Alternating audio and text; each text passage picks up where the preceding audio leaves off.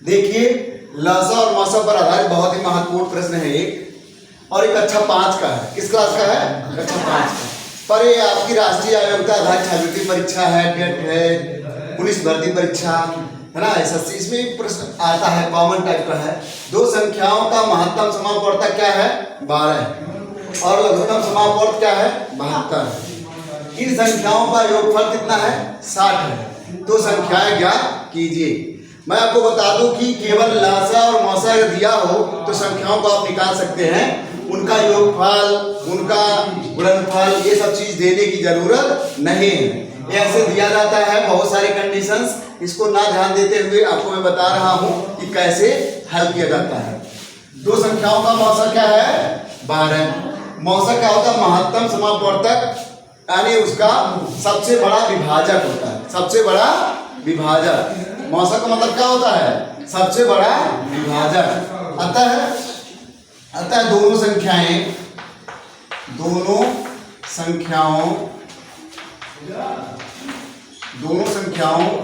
का है ना बड़ा से बड़ा विभाजक, बड़ा से बड़ा, महत्तम का मतलब बड़ा से बड़ा विभाजक क्या है? विभाजक मतलब जो उससे भाग लेने पर काट देता हो। तो दोनों संख्याओं का विभाजक क्या है? सबसे बड़ा 12 है, यानी 12 से दोनों संख्याएं कट जाती हैं। समझा रहा है ना? अतः पहली संख्या देखिए क्या लेंगे आप? पहली संख्या जो आप लेंगे वो 12x ले लेंगे। क्या ले लेंगे? 12x, यानी 12 का क्या होगा? वो मल्टीपल होगा। 12 का क्या होगा? वो अपवर्त्य होगा। क्या होगा? अपवर्त्य। तो 12x 12 से क्या होगा? कट जाएगा।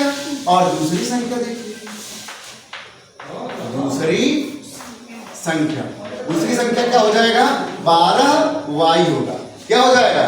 12y। आप जब देखिए जब इसका मौसा लिए होंगे आप, महत्तम समापवर्तक जब निकालते हैं क्या करते हैं? गुणनखंड करते हैं ना। क्या करते हैं? गुणनखंड। तो जो दोनों में रहता है उसको क्या करते हैं? लिख लेते थे। तो मौसा क्या हो जाएगा? 12 और x y क्या हो जाएंगे? अभाज्य संख्याएं। किससे अभाज्य? आपस में अभाज्य, उसको कहते हैं सहअभाज्य। जहां x y क्या है? सहअभाज्य हैं। सहअभाज्य संख्याएं क्या होती हैं बेटा? जो एक दूसरे में कोई भी कॉमन गुणनखंड नहीं रखती हैं। आगे अब इसमें से कोई भी, जैसे घेर रहे हैं कॉमन गुणनखंड ना, इसमें से कोई भी कॉमन गुणनखंड नहीं है, उभयनिष्ठ गुणनखंड नहीं, यानी x y किसी दूसरी संख्या से कट नहीं सकते हैं, सहअभाज्य है। क्या है? सहअभाज्य संख्याएं।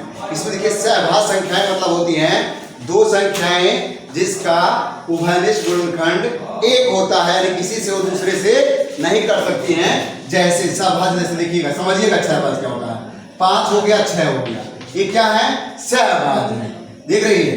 3 हो गया, 4 हो गया, ये क्या है? सहअभाज्य है। ये एक दूसरे में कोई भी ऐसी संख्या नहीं है कि जो दोनों को काट सकती हो, यानी कॉमन गुणनखंड उसका नहीं है। इन्हीं को हम सहअभाज्य कहते हैं। क्या कहते हैं? सहअभाज्य। जैसे 9 और 10 हो गया, ये क्या है? सहअभाज्य है। एक दूसरे से काटना हो उनको किसी संख्या से तो दोनों नहीं कटेंगे। तो ये है, इनमें कोई कॉमन गुणनखंड नहीं है। सहअभाज्य में समझ गए। अब आप जानते हैं कि पहली संख्या गुणे दूसरी संख्या बराबर क्या होता है बेटा? महत्तम समापवर्तक गुणे लघुत्तम समापवर्त्य। लघुत्तम समापवर्त्य। अब क्या है? पहली संख्या क्या लिए है बेटा? 12x। दूसरी संख्या क्या ले लिए है? 12y बराबर मौसा कितना दिया है? 12। लसा कितना दिया है बेटा? 72 दे दिया है। अब इसी को हल करने की जरूरत है। इसको जब गुणा करेंगे देखिए, x y यहाँ आ जाएगा, x गुणे y, और ये 12 जो गुणे 12 है इसको आप इधर ले जाके भाग दे दीजिए, तो क्या होगा? 12 गुणे 72, और ये गुणा है तो 12 कहाँ जाएगा? नीचे चला जाएगा। इधर क्या है? 12 का गुणा इधर जाएगा, क्या हो जाएगा? 12 से भाग, तो इससे भी भाग होगा और इससे भी भाग होगा। या तो आप 144 करके भाग दीजिए, ऐसे ही भाग दीजिए। ये 12 इससे क्या होगा? कट जाएगा। 12 से गुणा करिए तो 12 छक्का हो जाएगा 72। 12 छक्के हो गया 72। अब क्या आपको मिला, ध्यान से देखिएगा। अब आपको मिला कि x गुणे y बराबर क्या है, 6 है। x गुणे y बराबर क्या आ गया है, 6 आ गया है। और 6 ये गुणन, इसका गुणनखंड है, 6 का क्या है, गुणनखंड है। और x y क्या है, सहअभाज्य है। अर्थात इनका हम ऐसा गुणनखंड करेंगे जो आपस में क्या होंगे, सहअभाज्य होंगे। सहअभाज्य का मतलब क्या हुआ, देखिए 2 गुणे 3 क्या हो गया, 2 गुणे 3, तो सहअभाज्य मिल गया ना। तो ये x बराबर 2 लेंगे तो y बराबर क्या लेना पड़ेगा, आपको 3 लेना पड़ेगा। यानी x भी पता चल गया। यदि x बराबर आप 2 लेते हैं तो y बराबर क्या हो जाएगा, 3 हो जाएगा। अब देखिए पहली संख्या क्या थी आपकी, 12x थी। पहली संख्या क्या थी, 12x, यानी x का 12 में गुणा करेंगे तो 2 का गुणा करेंगे तो 12 दूनी क्या हो जाएगा, 24 हो गया। पहली संख्या क्या हो गई, 24। और दूसरी संख्या क्या लिए थे, 12y लिए थे, तो y का गुणा 12 कर देंगे तो 12 तिहाई क्या हो जाएगा, 36 हो जाएगा। 12 तिहाई क्या हो जाएगा, 36। अतः दो संख्याएं हमको क्या मिली, पहली संख्या जो मिल गई वो 24 मिल गई और दूसरी संख्या जो मिली वो क्या मिल गई, 36 मिल गई। आसानी से मिल गई। इन दोनों का योगफल करेंगे, देखिए आ जाएगा।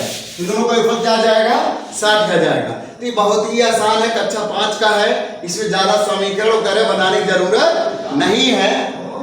जब मौसम दिया हुआ तो ऐसे मानिए। और ये जो संबंध होता है, पहली संख्या गुणे दूसरी संख्या बराबर मसा गुणे लसा, इसी की सहायता से सॉल्व करिए।